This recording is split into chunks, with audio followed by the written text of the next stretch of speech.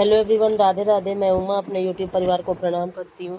स्वागत है आप सभी का मेरे यूट्यूब चैनल उमा की दुनिया में। आ चुकी हूँ नए वीडियो के साथ, नई शुरुआत, नई कोशिश। समय है शाम का, करीब बजा हुआ था 4 और मैं बच्चों को चाय देने गई तो कुछ आवाज़ आ रही थी। मैंने देखा तो फिर ये मशीन लगी हुई थी भूसा भरने के लिए। पहले मैं नहीं समझ पाई और काफ़ी आसान हो गया भूसा भरना। और एक पाइप से भूसा भरा जाता है और दूसरा पाइप अंदर डाल दिया जाता है जिस जगह पे भरना होता है। और ये है वो मशीन जिससे ये भूसा भरा जाता है। सिर्फ एक ही लेबर लगता है जो कि पाइप से भूसा भरता रहे। तो ये चीज़ें काफ़ी आसान हो चुकी हैं। सभी काम अब, क्योंकि लोगों की कमी को पूरा करने के लिए ये जो मशीनें तैयार हुई हैं बहुत अच्छी हैं। और इस तरह से ये देखिए, बस इसमें क्या है कि धूल बहुत ज़्यादा उड़ती है, तो धूल की वजह से पूरे घर में धूल ही धूल हो गई थी। ये देखिए, दिखाती हूँ आपको कितना ज़्यादा डस्ट। और ये कूलर के ऊपर देखिए कितनी परत जमा हो गई थी डस्ट की। और अगर पहले से पता होता तो इसी दरवाजे पे कुछ न कुछ ऐसा लगा दिया जाता कि इधर डस्ट ना आते। और पहले से कोई चीज़ जब प्लान से होती है तो वो चीज़ अच्छी होती है। और ये देखिए चारों तरफ ही धूल थी। और अभी बाकी था आना, तो उधर से आते जा रहा था खेत से कट के भूसा, और इधर मशीन से अंदर होता जा रहा था। और बीच बीच में बच्चों को थोड़ा सा आराम भी मिलता जा रहा था। इस तरह से शाम 3 साढ़े 3-4 बजे के करीब से शुरू हुआ था काम, और रात का देखिए बज गया था 12। ये सब करते करते और दिखाती हूँ सारा सब कुछ फाइनल होने के बाद अब शुरू हो चुकी थी सफाई। और काम ये देखिए कितनी ज़्यादा धूल। बस इसमें यही कमी है कि धूल बहुत ज़्यादा होती है, लेकिन काम तो आसान हो ही गए हैं। और फिर बच्चे सफाई में डट चुके थे, और इधर बच्चे सफाई में डट चुके थे और उधर मैंने भी फिर रात में ही घर की पूरी सफाई करी, क्योंकि पूरा घर धूल धूल से भर गया था। ये देखिए कितना ज़्यादा धूल, ये पर्दों में धूल बहुत अच्छे तरीके से जम चुकी थी।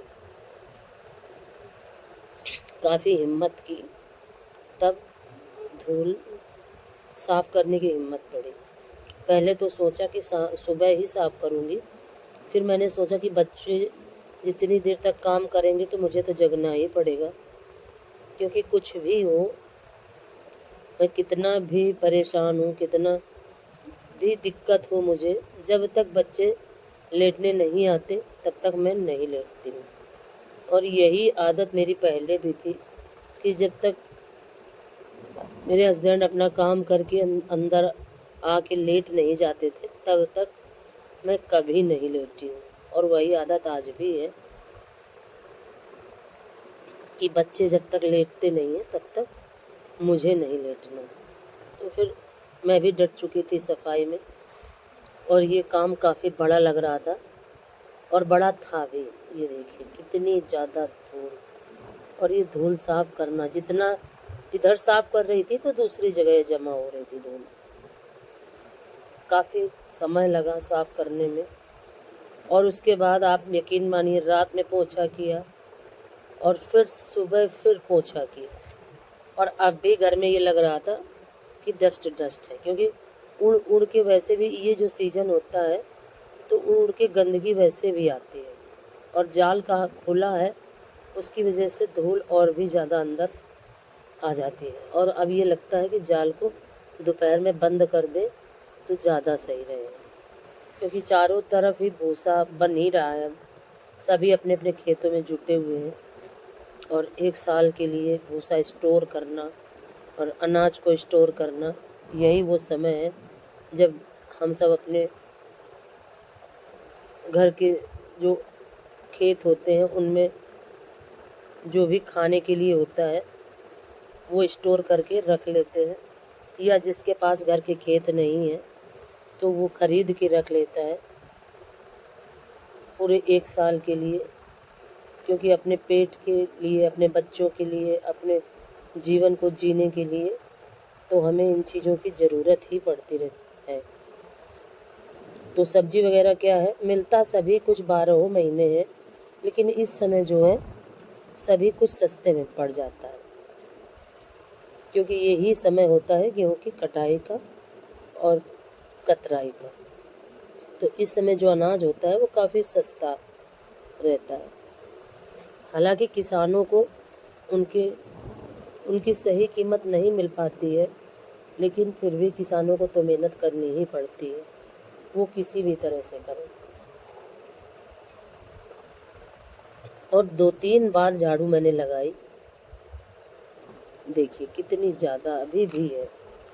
थोड़ा थोड़ा साफ करके और कूड़े को एक साइड में लगाती जा रही थी, और लेकिन फिर भी उतना ही अभी भी भरा हुआ था।